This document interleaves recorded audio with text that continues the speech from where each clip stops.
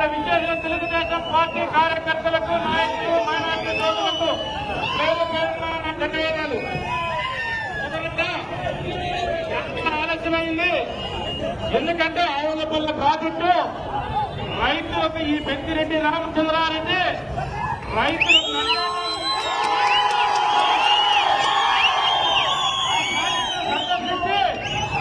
అక్కడ రైతులు కోడి వింటా ఉంటే చాలా దారుణీయంగా ఉంది. అందుకే అక్కడ లేటు ఉంది.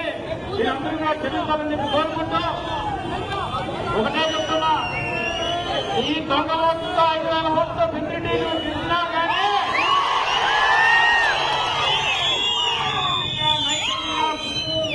తెలుగుదేశం కార్యకర్తలు ఇక్కడ ఉన్నారు.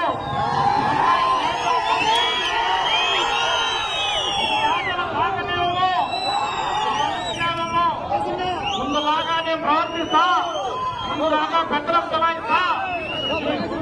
జమీందారు కంటే నేనే పెద్దానుకుంటాను. పెద్దిరెడ్డి సమాధానం చెప్తున్నాను. ఇక్కడికి వచ్చినాడు రామప్రసాద్ రెడ్డి.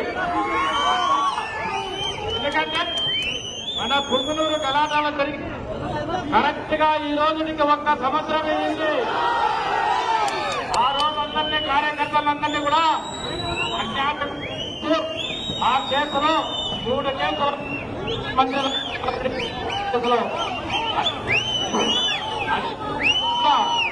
సోదరులారా, టైం ఆలస్యమైంది.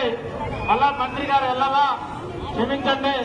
మళ్ళీ పెద్ద ప్రోగ్రాం 25వ తారీఖు ఉన్నది. మంత్రులు కూడా వస్తున్నారు, లోకేష్ బాబు కూడా వస్తారు. మీరందరూ కూడా పెద్దల మంత్రులు రామప్రసాద్ రెడ్డి గారు మాట్లాడతారు. గౌరవనీయంగా వినాల్సిందిగా కోరుతుంది. చేసిన తెలుగుదేశం పార్టీ కార్యకర్తలకు,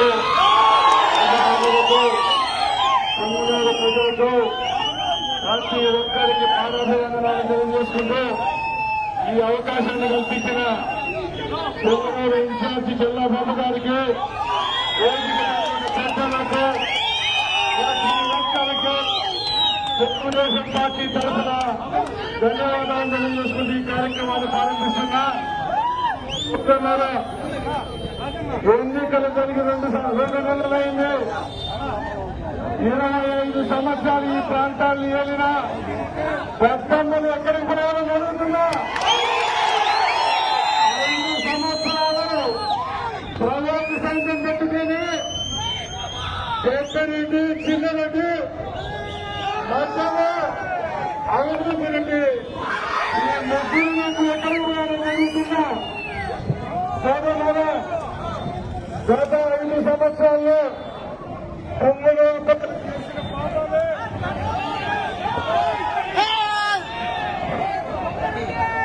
5 సంవత్సరాలు జగన్మోహన్ రెడ్డి అధికారం ఉన్న సమయంలో పొంగనూరులో ఉన్న రైతులకైతేనే, కార్మికులకైతేనే, ప్రజలకైతే వాళ్ళు చేసిన ద్రోహానికి ఈ రోజు వాళ్ళకు పుట్టగతులు లేకుండా ఈ ప్రాంతంలో అడుగుతున్నా. చెప్తున్నాం, ఇక్కడే పుట్టినారు, ఇక్కడే పెరిగినారు. మీ ఓట్లతో బజాజ్ స్కూటర్ నుంచి ఈరోజు రోల్స్ రాయిస్ కారు కొనే శక్తి ఇచ్చిన మీరే వాళ్ళకు. ఈరోజు మీ భూములు తెచ్చుకున్నారు. కారు పిండుకుంటే అమెరికా కంపెనీ వారు ఒక్క రేటు ఇస్తే మన పక్కనున్న మంత్రి ఇచ్చే రేటు ఎంతో మీ అందరికీ తెలుసుగా.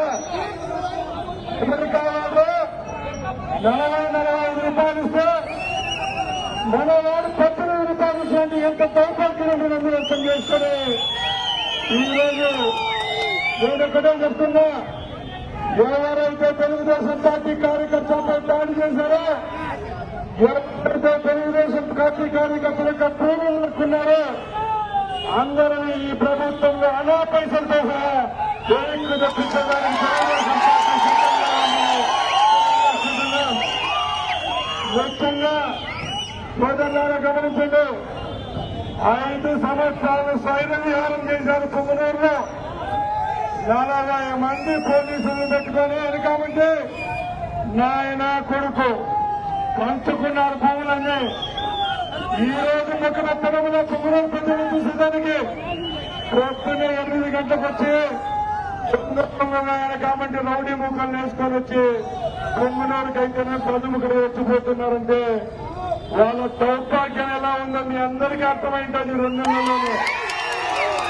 నెలల్లోనే తెలుగుదేశం పార్టీ అధికారంలోకి వచ్చిన తర్వాత చంద్రబాబు నాయుడు గారు ముఖ్యమంత్రి అయిన తర్వాత మేము ఒకటే చెప్తున్నాం, మీది అరాచక పాలనైతే మాది శాంతియుత అభివృద్ధి పరంగా వస్తాము.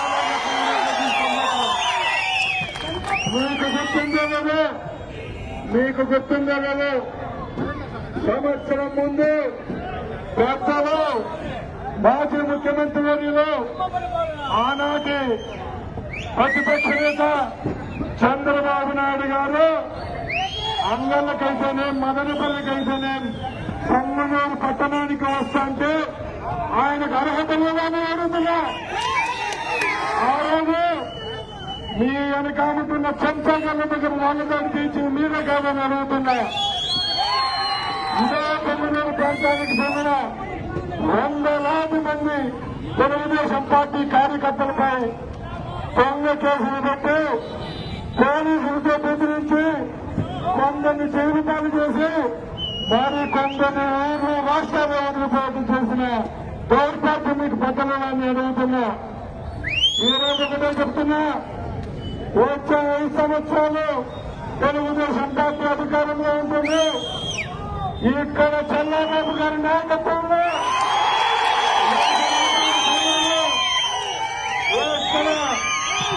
ఎక్కడ మనం కింద పెట్టాము అక్కడ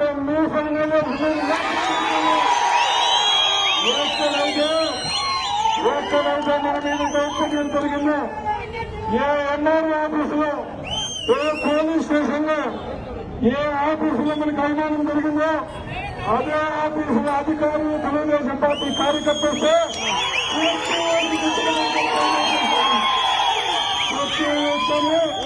తెలుగుదేశం పార్టీకి పనిచేసని గౌరవించే విధంగా ఈ తెలుగుదేశం పార్టీ చర్యలు తీసుకుంటున్న సాధారణ చెప్తున్నారు. అలాగే ఈ రోజు మనం ఒక్కరమే కాదు, ముగ్గురం తెలుగుదేశం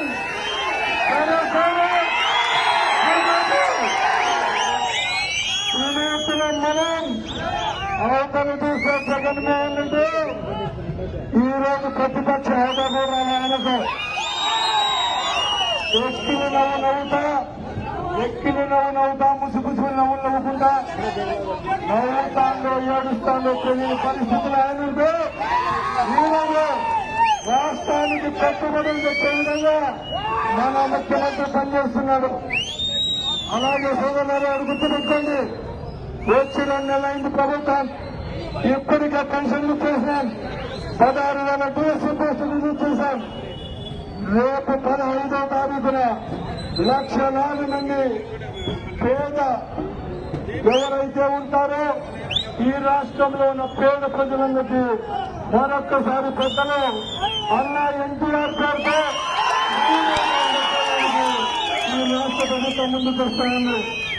మన ప్రభుత్వం అభివృద్ధి పరం, ఆయన ప్రభుత్వం దుర్మార్గము దౌర్భాగ్యం. ఆయన ప్రభుత్వంలో ఎప్పుడు దౌర్జన్యాలే, ఎవరు